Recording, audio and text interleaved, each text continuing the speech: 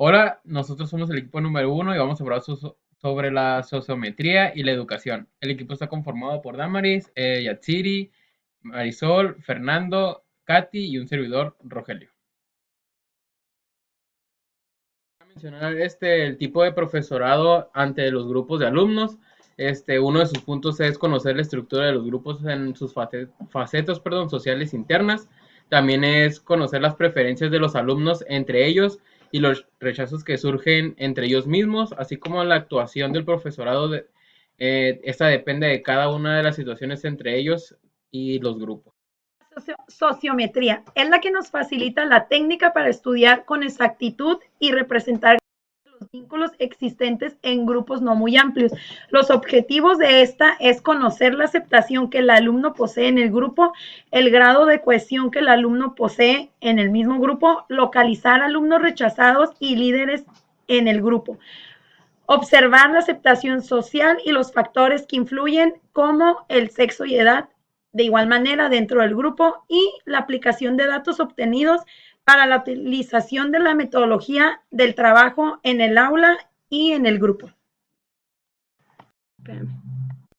El test sociométrico es una adecuación de Montoya de 1961, el cual lleva el colegio, el número, nombre y apellido, edad, curso, fecha, y las preguntas son las siguientes. Escribe el nombre y apellido del compañero a quien se te gustaría estar sentado en clase, el por qué, para jugar, ir de excursión, etc. ¿A quién prefieres de tus compañeros y compañeras? Escribe su nombre, el por qué, con quién no te gustaría estar sentado en clase ni jugar, por serte menos simpático, escribe su nombre. Se tiene que especificar que el nombre de los compañeros es completamente anónimo para que sus respuestas sean sinceras, y con eso se busca obtener el simpatizante y el guía más amplio del grupo. La tabla sociométrica consiste en un cuadro de doble entrada, con tantos espacios como alumnos haya en cada grupo o clase. Se numera a estos para no tener figuras de los nombres y poder manejar ante cualquiera la tabla. Y el sociograma posterior se sitúa en el sentido vertical y horizontal. Verticalmente, en el lateral se coloca a los electores y arriba horizontalmente a los elegidos.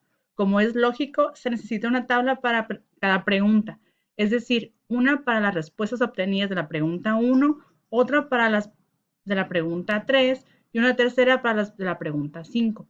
De cada tabla se derivará después el sociograma y el psicograma correspondientes. La forma concreta de anotar las respuestas es elemental. Si el número 1 elige el número 4, se señalará con una cruz o cualquier otro signo en el cuadro que considere correctamente. Y horizontalmente, con la 4 se comprueba el ejemplo. Así se va reflejando en todas las contestaciones hasta completar todos los datos obtenidos en la ampliación del test. Después se suman los signos encontrados en cada sujeto y se anotan en la parte inferior de la tabla. Y se tendrán las elecciones o rechazados acumulados por cada individuo. Dato interesante para plasmar el psicograma, como se verá posteriormente, representar gráficamente las elecciones o los rechazados puestos de manifiesto en el sociograma, donde se verá clarísimamente y sin dificultar la estructura social interna del grupo o clase. Para esta representación se utilizan universalmente símbolos que aparecen a continuación.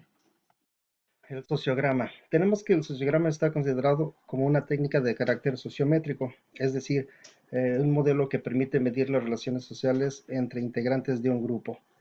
Aquí es donde sus elementos se conocen, se poseen, tienen objetivos en común y se influyen mutuamente.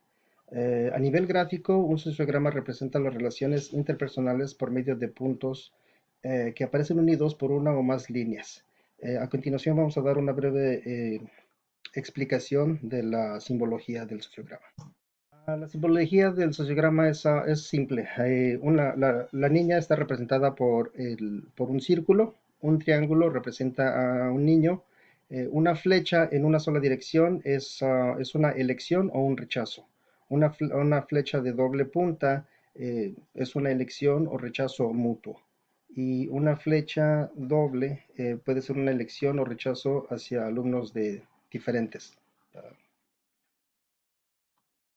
Hay cuatro formas de grupos que se pueden formar en un sociograma. Tenemos que es la estrella, es cuando una persona recibe cuatro o más selecciones.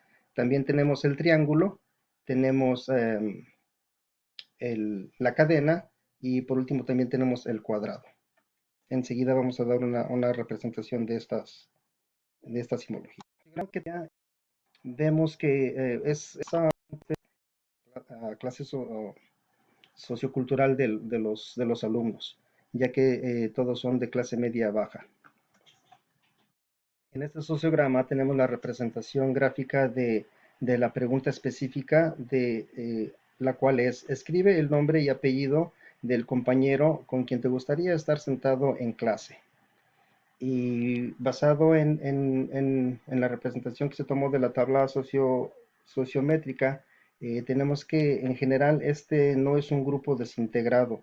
Eh, Solamente el alumno, el 20 y el 21 son los aislados que de hecho ellos se escogieron mutuamente. Y de ahí se conforman cuatro grupos bien formados. Tenemos que en el primer grupo se forma una cadena. En el segundo grupo también es una segunda cadena, pero es un segundo grupo. En el tercer grupo se forma, es una cadena que también es casi ya completa la estrella. Y el último grupo forma específicamente la estrella y de ahí se subdivide en cadenas. Pero en general podemos ver que estos grupos son suficientemente válidos para la organización del trabajo en clase. Bueno, esto es todo por parte del sociograma. El es propuesto e impulsado por Norway en 1967. Resulta especialmente útil para poner gráficamente el nivel de aceptación de cada sujeto dentro de su grupo. Es decir, el psicograma nos sitúa a los alumnos claramente en cuanto a su mayor y menor aceptación generalmente dentro del grupo, gráficamente de forma muy clara. Es una representación gráfica de una tabla sociométrica. Bueno, esto ha sido todo por nuestra parte. Espero que haya sido de su interés. Muchas gracias.